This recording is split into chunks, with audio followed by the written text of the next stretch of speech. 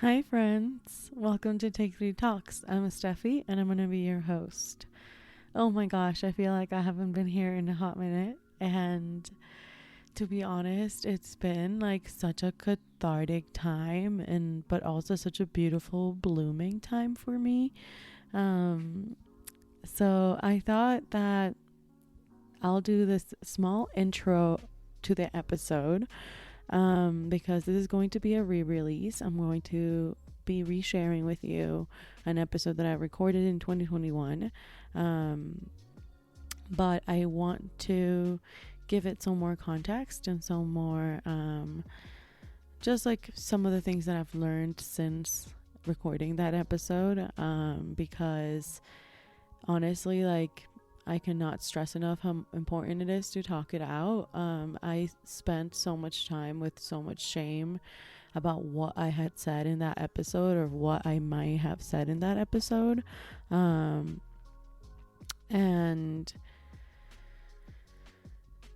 it was just because it was a really tough time for me, and it was almost like a coming out episode of sorts, in like through my voice, and through a voice that I was learning to have of my own, that came from places of love and not places of like hate and despair and like hurt and pain. Yeah.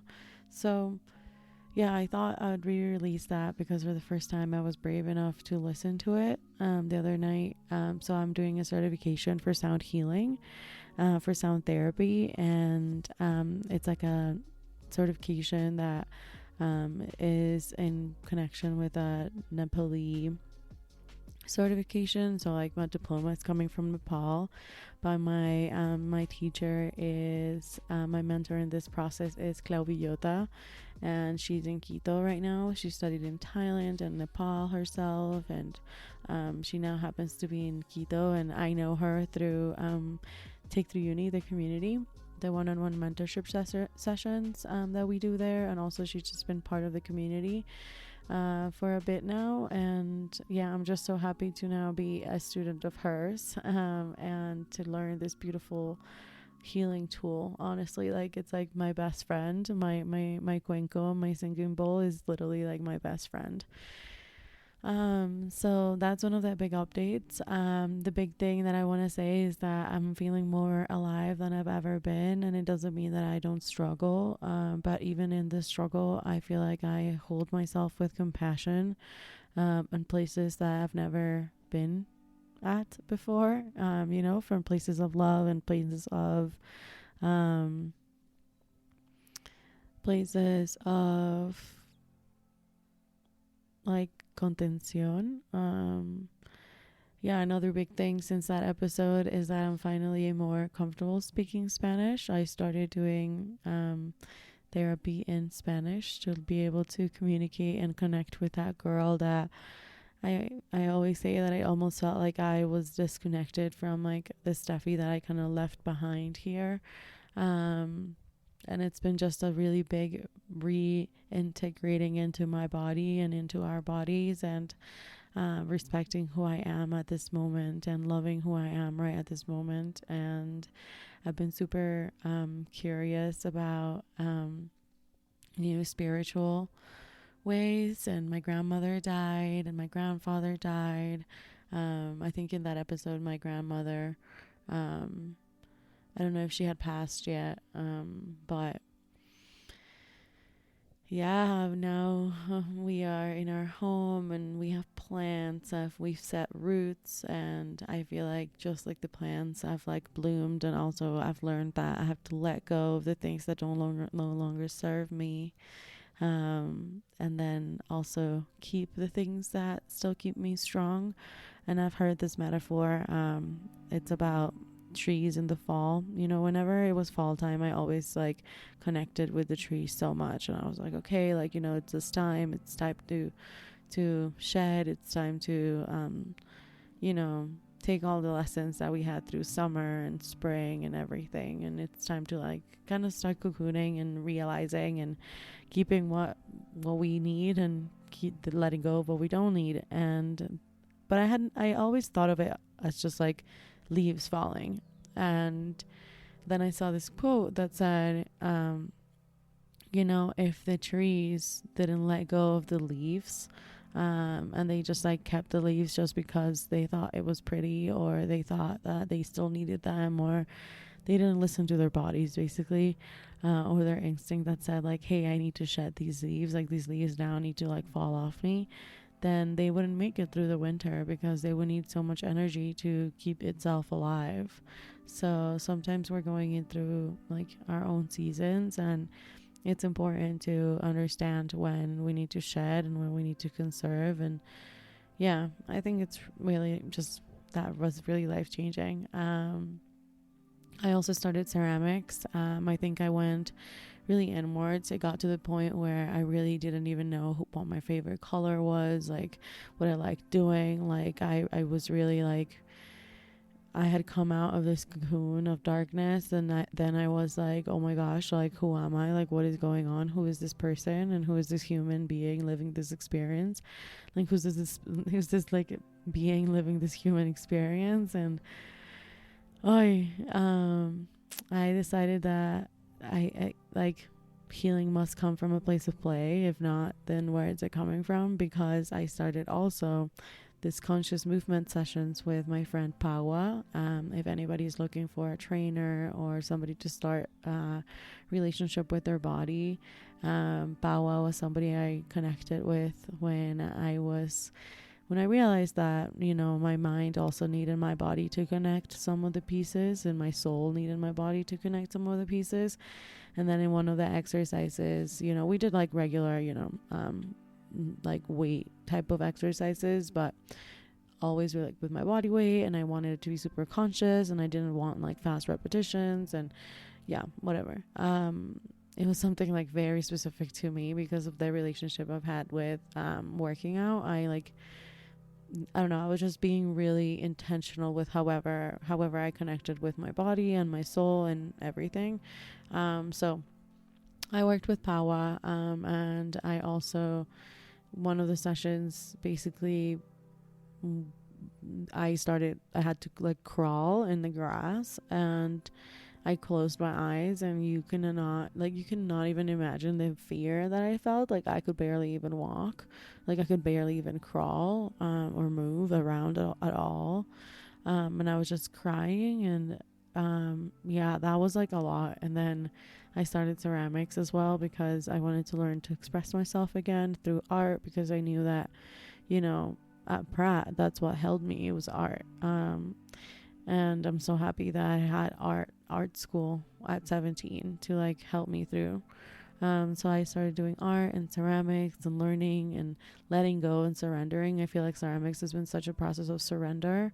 And yeah, and just like, I think being really honest, also, learning to have a relationship with cannabis and like CBD, and using CBD, and also, whenever you're with friends, just recreationally, and understanding that anything in moderation. And I no longer really have alcohol. I find that alcohol sometimes really hurts me, but it also depends how, when, and where, and what purpose and what intention anything is done with. But I just kind of wanted to like, I know that my podcast is a safe space, and I know that I never want to live in shame. And I think that if there's something this episode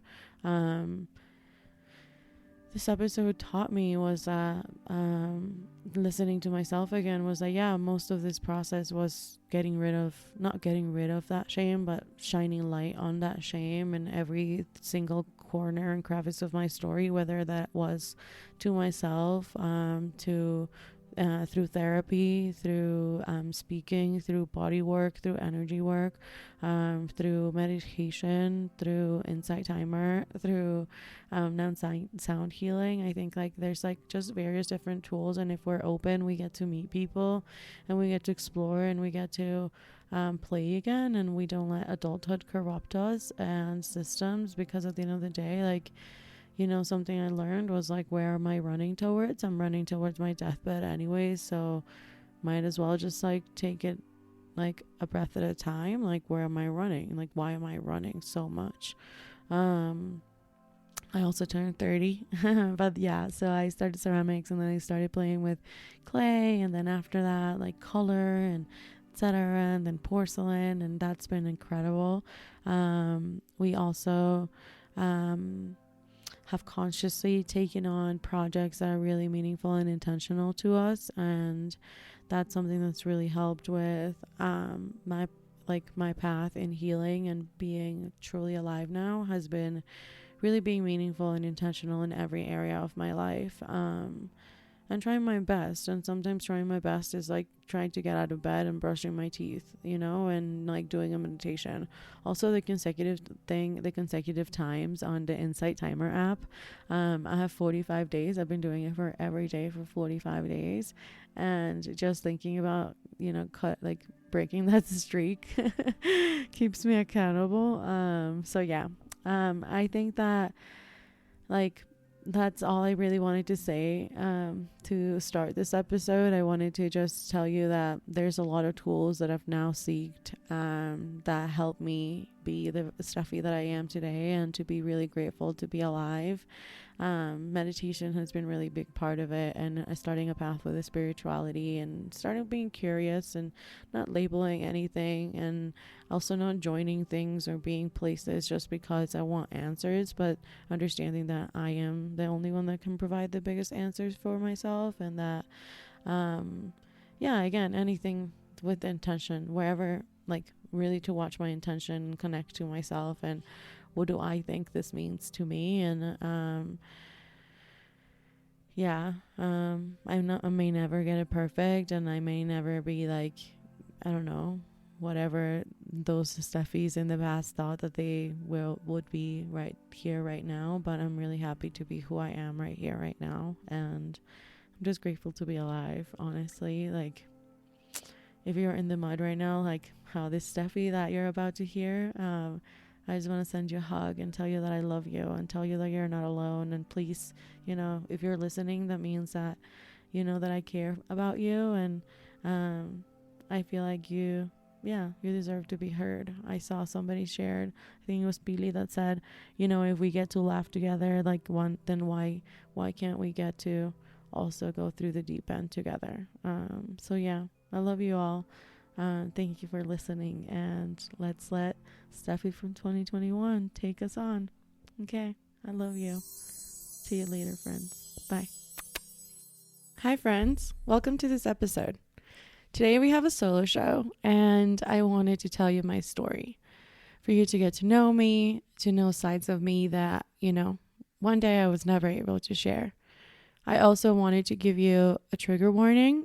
In this episode, I will be talking about eating disorders, suicide, and this may not be an episode that, everybody wants to listen to, but it is my story, and this is kind of my way of sharing with you something that I have come to unpack through the years, through therapy and self-healing, and a lot of self-help books, and a lot of crying, and a lot of trial and error. So the way that I wanted to approach this and unpack this is by telling you the story of my Instagram account. So I have an Instagram account called It's All About Steffi, and this was not my primary account. This was like my scapegoat account that I created actually in 2018, I believe. And I created it as a way of compartmentalizing my story. So I wanted to have a safe space where I was able to only follow people in the mental health arena, in the body neutrality arena, that talked about things that helped me cope, and also seeing other bodies that looked like mine and also looked very different than mine, but wasn't feed that was full of, really beautiful, skinny, fit women that were always at the gym, because that's what I had been consuming for the past, my entire life. And I had been completely filled in diet culture and really low self-esteem, and I've had a really, really, really horrible relationship with my body. And creating It's All About Steffi was my way of compartmentalizing that. So the way that I'm going to be recording this episode and doing this episode is a little bit different than I normally do. I had planned to just talk to you about the story of self-healing through an Instagram account, because I thought it was a really nice way of contrasting last week's episode where we talked about, 2 weeks ago episode where we talked about, do we put our content out for validation? Are we always seeking, do we have a really horrible relationship with social media and etc.? So I thought it was a really nice way of you guys to get to know me, and also for you guys to get to know the other side of social media where you can use it as a healing tool.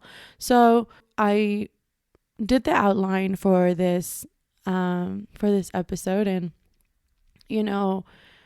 I probably did it in a very different way than I do most of the time. Most of the time I like to wing it, and I like to, if anything, I like to have just a few bullet points and a few ideas of what I want to talk about, but I don't like giving myself a lot of prompts, because I feel like this will, I don't know, I will get me confused, or it will get me overthinking about what I have to say. But when I got to writing this outline, I ended up almost journaling, and it ended up being a really beautiful, beautiful, beautiful exercise that I did with myself. And so I'm going to go ahead and read what I wrote, and hopefully you guys are able to appreciate some of the vulnerability, a lot of the vulnerability that's in this episode. And also, maybe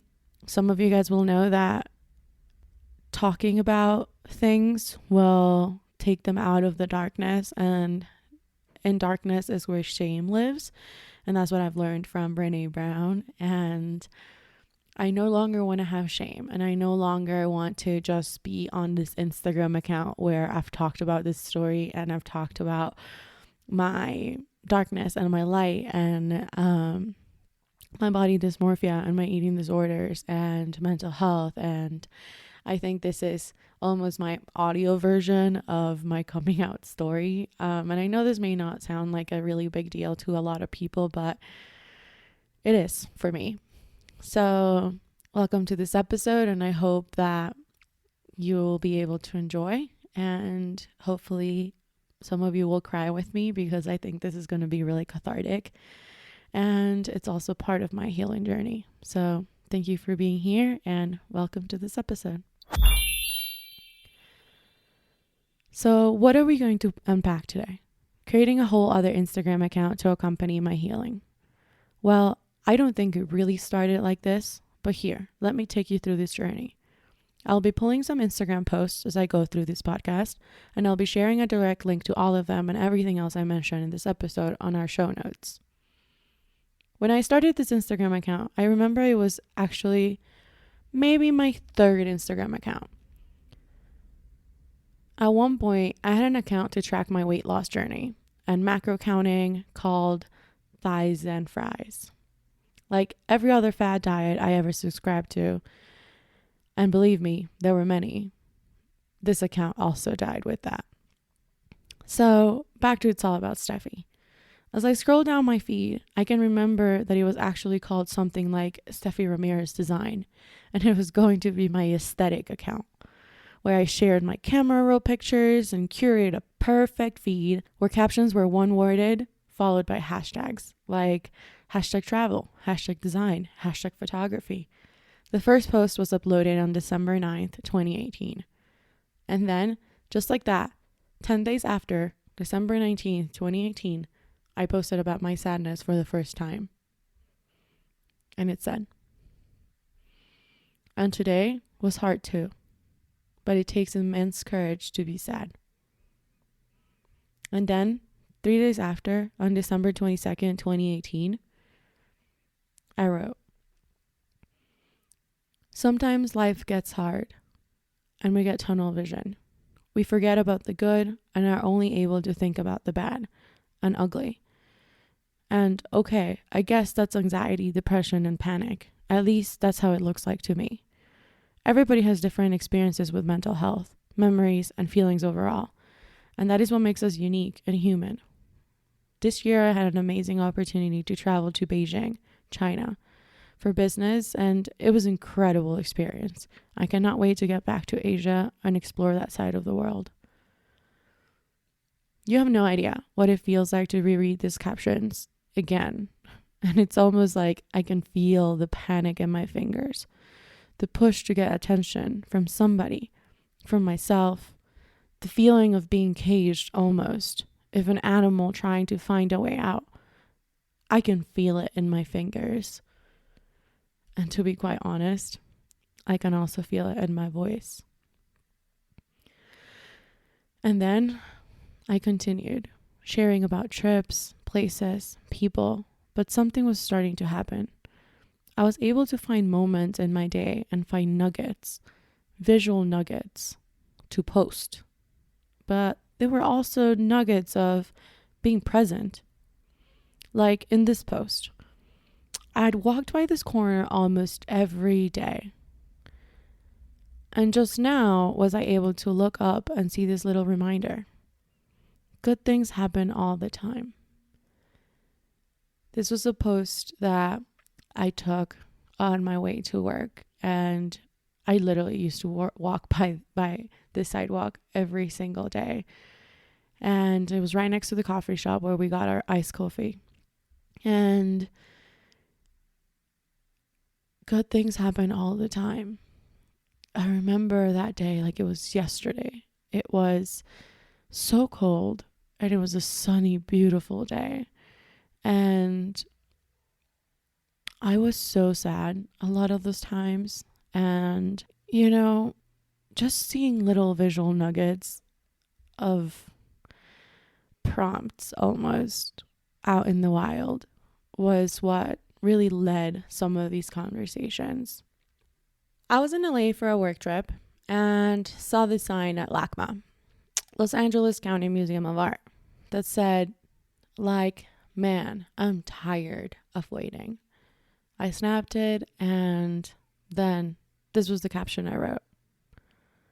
"There's this pressure in today's society to be good at everything, or to at least try everything. Sometimes I get so fucking overwhelmed with everything in this world. You gotta eat right, and you better not be eating bad food. Drink water, don't drink alcohol, don't skip the gym, but also don't over-exercise. Go to therapy, but you better never show your anxiety, panic, or sadness. Go to the doctor, but make sure it has no chemicals. Go to the nutritionist, but fuck diet culture.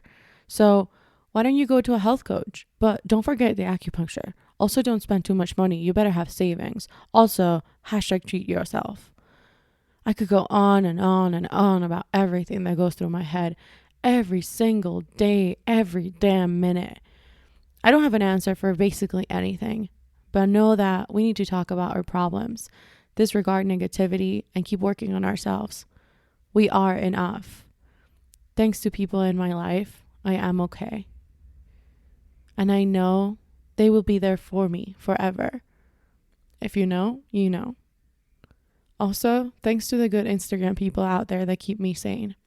We'll tag my favorite accounts in this picture. And this is when things really started to change. To really change. So I had spent, I think, the past few months traveling because of work. And I remember, if I put myself back in these days, I remember feeling so anxious. This was when almost every day I felt really, really, really, really lost. And there was something inside of me that just wouldn't let me rest. I used to drink a lot at this point. I used to work out a lot at this point as well. And I was not healthy.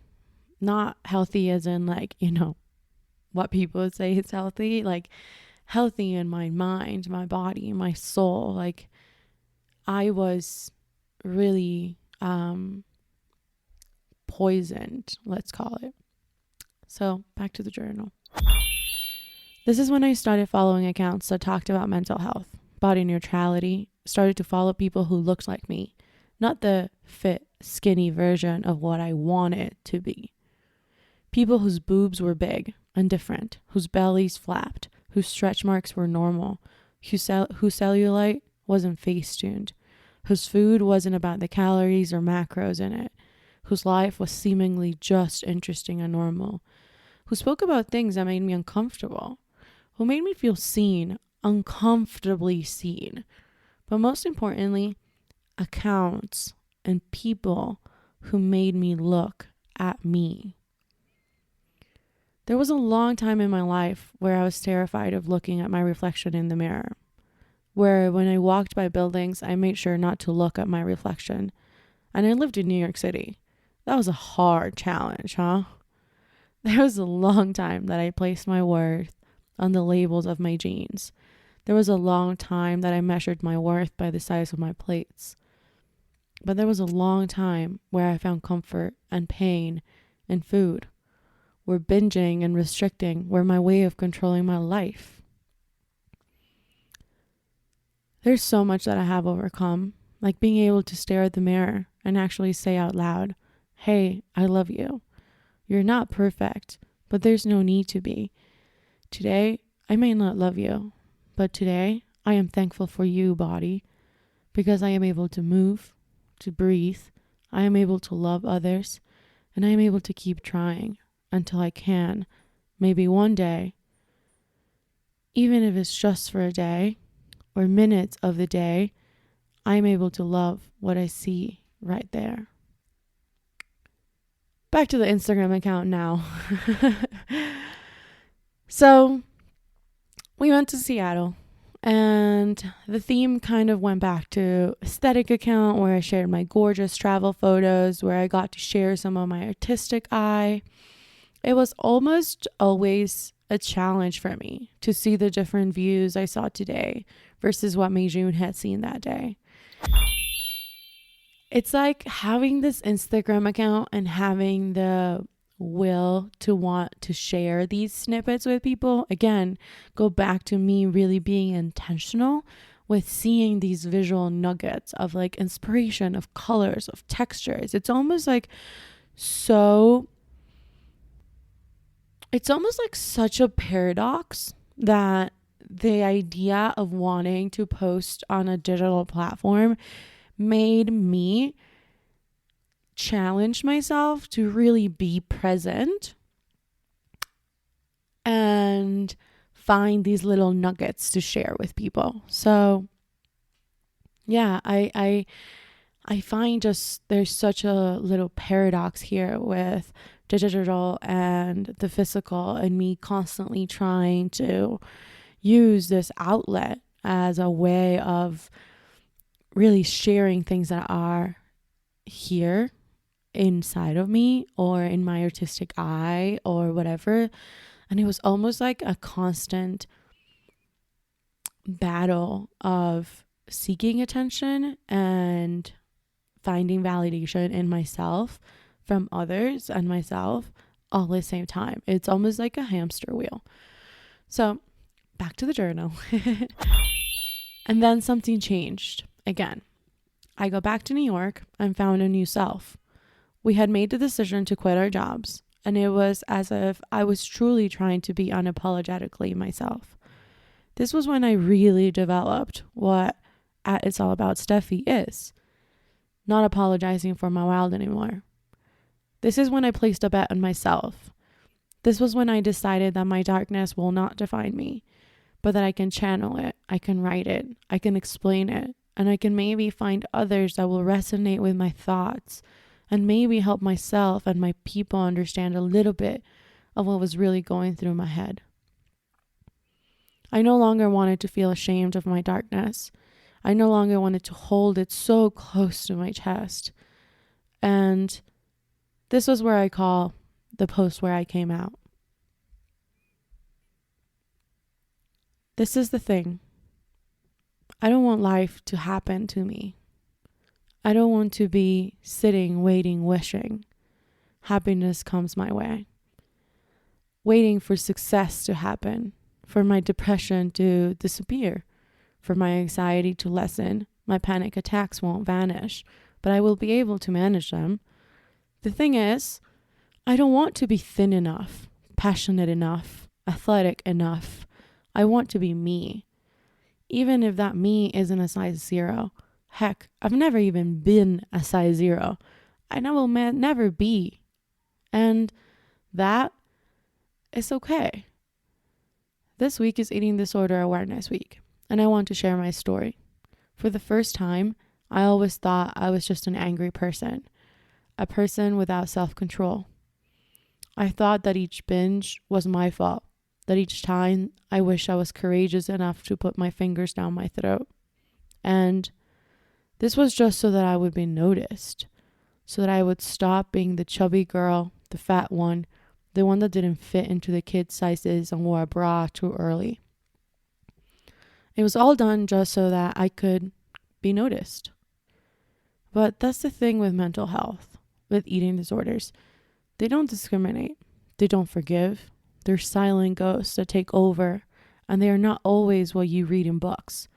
They're silent killers that appear in different shapes and sizes. My ribs never protruded or outlined my torso.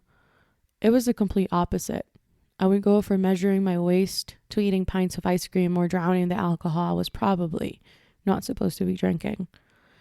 Yes, this happened all while I was a 3.8 GPA student with a vibrant smiles, with curves that would break the dance floors. This all happened while I was hiding under my sheets, literally sitting, waiting, wishing life would happen to me. And I would finally find the strength to seek help. It was not until I was 22 years old that I looked at my partner, the light of my life, and I admitted that I may not be able to make it if I don't seek help. And that, my friends, is when I found my well-being.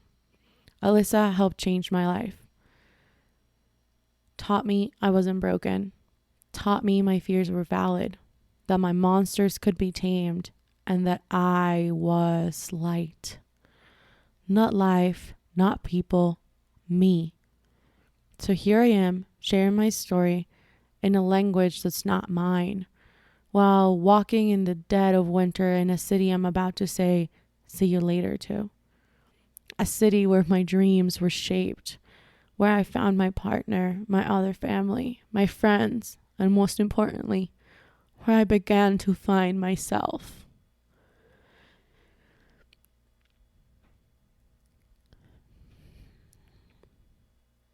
This was a few days after I seriously contemplated taking my own life. I've spent many moments thinking about suicide, but I never felt like I truly couldn't do it anymore.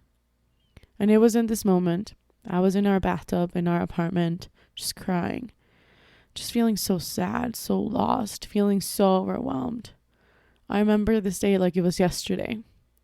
I was picking up Guillermo from daycare. Just couldn't control myself. Just couldn't see past my fear, my anxiety, my depression, my sadness. But I kept thinking, there's no way I can leave him, my puppy. I'm either going to die or become an alcoholic. I need help. I want to live. How comes I also want to die so much? And this is when I downloaded this book that I kept hearing about for the last few months, A New Earth by Eckhart Tolle. And this is when I finally really, really started to understand that I am not my thoughts. I am not the trauma I have lived through. I am not depression. I am not anxiety. And I am not the relationship I have with food. Phew. Okay. Wow. And just like that, This was the seal I didn't know how to break. Now this was all out in the open. Now I didn't have to feel shame. I knew that I finally belonged right here in my body. I remember the comments I got from my friends. I remember my partner's hug. I remember I woke up the next morning with the biggest vulnerability hangover after posting that. And I remember that after that bathtub, I called my mom, and for the first time I spoke to her about my eating disorders. And I told her she no longer has the power to shape my story, and that even though our relationship will never be what we both think it should be, that I will be okay, and that it takes two to be completely obsessed with diet culture and in order for me to become a better human, I needed to start to forgive her, myself, our relationship with food, our relationship with our bodies. I needed, just like a fad diet, I needed to just quit. I needed to quit feeling sorry for myself. I needed to quit wanting to be someone else, to fit in someone else's clothes in order to break generational trauma and patterns where beauty doesn't have to hurt and being a woman doesn't have to be a constant seek of being perfectly beautiful for men to love us. Because my role in this world is not for another man to love me, because I need to love myself first. Now what continues is a series of posts that I started to treat as a journal. Well, more like a stage. Each one of the posts to have continued after have given me a sense of freedom. And this is why I think that this Instagram account has been key in my healing journey. I once heard that shame keeps us in a dark corner, hiding from the world. And that is how I felt my entire life. That is what I felt in my primary Instagram account. I felt like I couldn't share who I really was and who I'd become because the script I created on that account came from a place of shame, felt from a place where I curated every moment to fit into the script I thought others wanted to hear from me. Now I know that maybe even creating an Instagram account and rupturing the connection to those who followed me in that other account had nothing to do with them, but with the shame I had built up my entire life because I had never allowed myself to find who I really was. I kept blaming others and blaming society, but all I was doing was controlling the narrative so that I was safe. And this is what this Instagram account gave me. It was a newfound sense of nakedness, of a small, controlled 4x5 blank page that felt like being naked in front of a crowd of strangers who would now get to know me for who I was learning to discover to be. Now I wonder if I realize that maybe it's all about Steffi was my mirror, my reflection, that I finally started to look at straight in the eyes. Not because of who was around me or what I thought others would see in that reflection, but for who I was letting be. It is as if now that I look back at all these posts, I am able to read that all I was looking this whole time was to feel like I belonged somewhere. And this account was able to give me just that, a place to share with fear, angst, exactly as I was, and that the people that would read, but finally be reading who I was.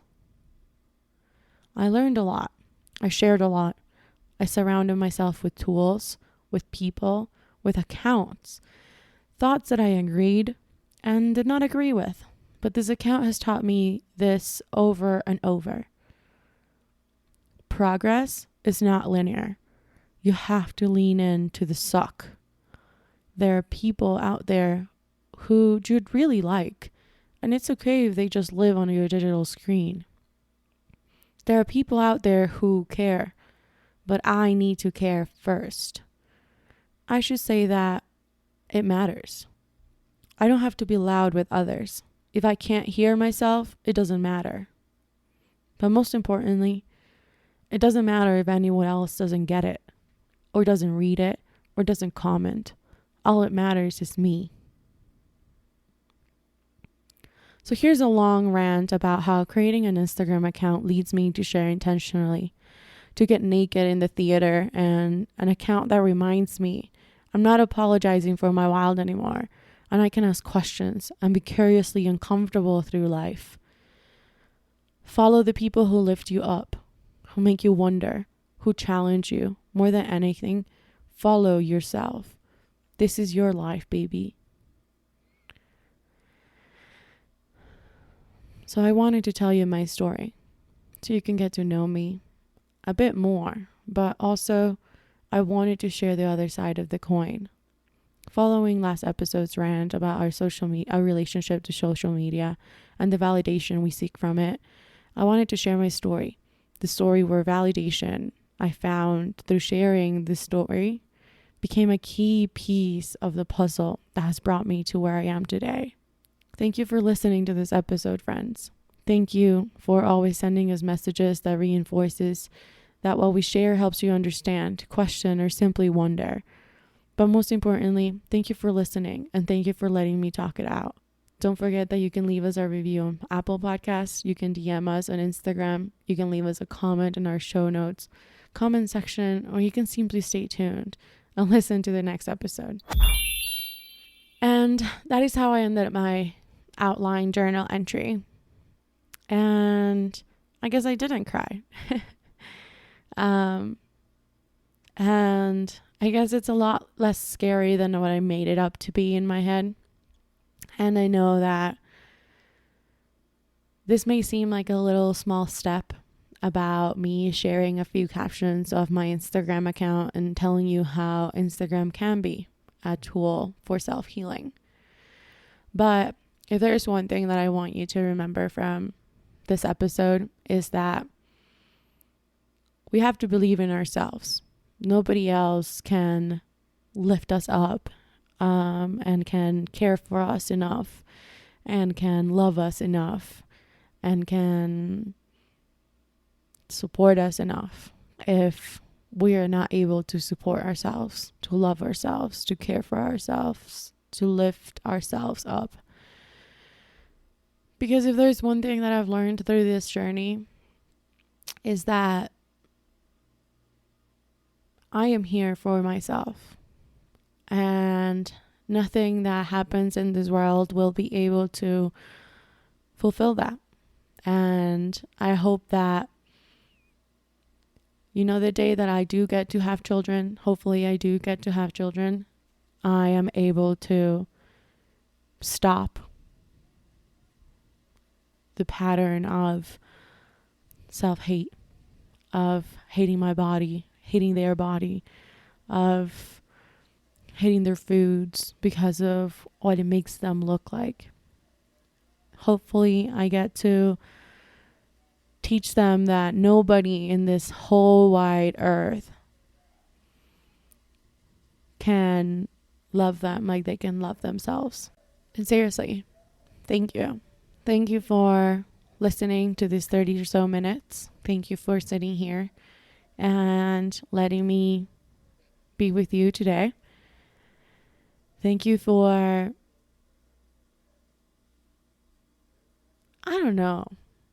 thank you to myself for following my fucking dreams, because having this podcast is a goddamn dream of mine. And I survived. And I made it. And I am alive to leave my dreams today. And to have a partner. And to have a dog. And to be here with you guys today. And even if I don't know you. And even if I have lost plenty of people. And burned plenty of bridges. It's been worth it. Because I'm alive. And I want to be alive. And I guess I did cry. So thank you. Thank you for being here. And thank you for listening to my story. And I hope that you know that you're not alone. And that you are enough. You are enough.